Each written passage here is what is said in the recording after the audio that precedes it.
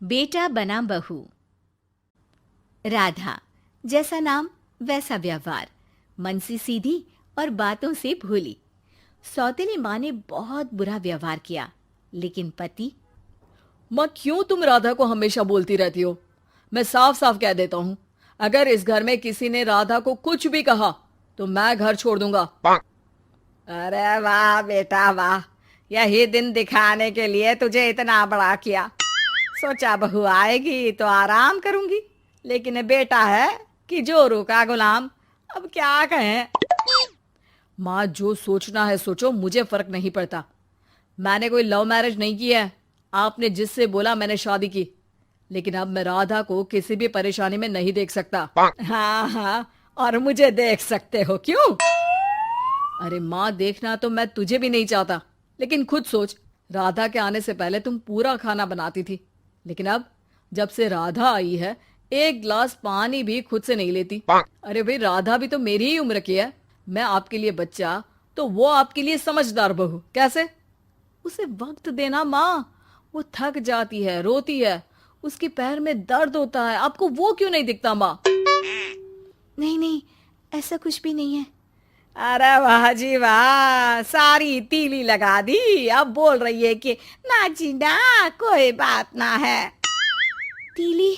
क्या बोल रही हैं आप सासू माँ? अरे राधा, तुम चिंता ना करो। माँ की आदत है हर बात पर ताने देने की। तुम कमरे में जाओ, मैं ग्रीन टी लेकर आ रहा हूँ। सास बेटे की हरकत से आग बबूली हो जाती है। बेटा, तूने आज प्रूव कर दिया कि बेटा कभी अपना नहीं होता। अरे जोरू के गुलाम, शर्म कर शर्म। तेरी माँ हूँ, सास नहीं जो खरी खोटी सुना रहा है कल की आई दुल्हन के आगे। अरे बहू बनना आसान ना है। बेटा, जो कि अपनी नई नवेली पत्नी पर जान छिड़कता था, माँ की बातों से गुस्सा हो जाता है। माँ, साफ साफ बात करो। तुम राधा को कभी कुछ नहीं कहोगी, इसके लिए मैं क्या कर सकता हूँ? कुछ नहीं कहूंगी? अरे बेटा, बावला हो गया है क्या? तू जिस दिन पैदा हुआ था ना, उसी दिन सोच लिया था मैंने कि तेरी शादी के बाद बहू पर हुक्म चलाऊंगी, पैर दबवाऊंगी, ताने दूंगी और जुल्म भी ढाऊंगी। बाप रे बाप! माँ, आप कैसे ऐसे सोच सकती हो? राधा छोटी है मुझसे भी, और उसके लिए ऐसी सोच? अरे बेटा, एक बेटी का बाप और माँ उससे बचपन से ही सहनशीलता सिखाते हैं, जिससे कि वो कुछ भी सुनने के लिए तैयार रहे। वो जैसे ईंट होती है ना, शुरू में जितना पकाओगे आगे जाकर उतनी ही मजबूत बनेगी और बुलंद इमारत बनाएगी, समझे? देखो माँ, मैं कोई मजदूर तो हूं नहीं, इंजीनियर हूं, वो भी बड़ी कंपनी में। चलो, लॉकडाउन के कारण मैं घर से काम कर रहा हूं, तो आज से मुझे ही अपनी बहू समझो, लेकिन राधा को कुछ भी कहने की जरूरत नहीं है। हाँ भाई हाँ, ठीक है भाई। तेरे मजनू बनने से मैं थोड़ी ना सास बनने की अपनी ख्वाहिशों का गला घोंट दूं, हैं? मुझे कोई ना कोई तो चाहिए ना हुक्म चलाने के लिए। अब तुम दोनों मिलकर डिसाइड कर लो बस। फिर क्या था, राधा का पति बन जाता है घर की सुबह सुबह। अरे कहाँ मर गया?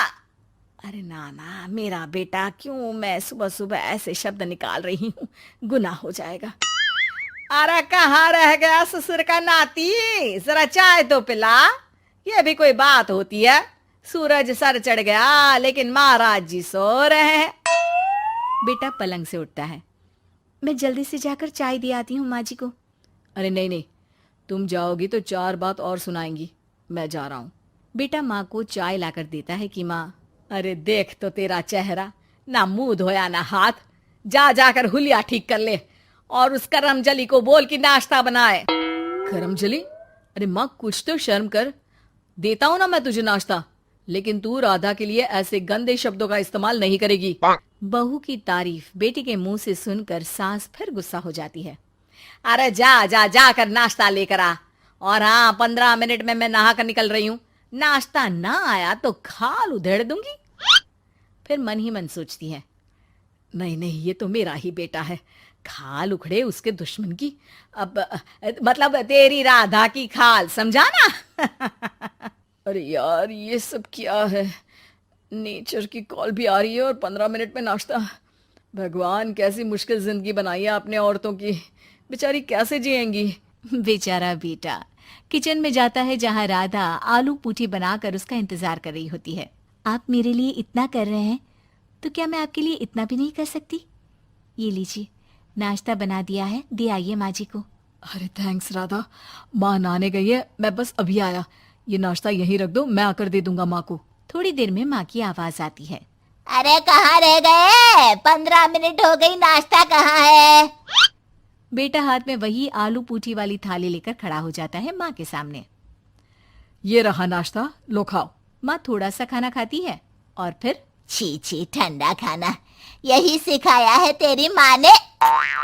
फिर थोड़ा सोचकर रुक जाती है। इसकी माँ तो मैं ही हूँ, खुद पर ही सवाल कर रही हूँ मैं। नाची ना।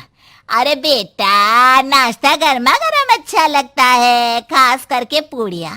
पूड़ी तो छन से छने और टन से प्लेट में आ जाए।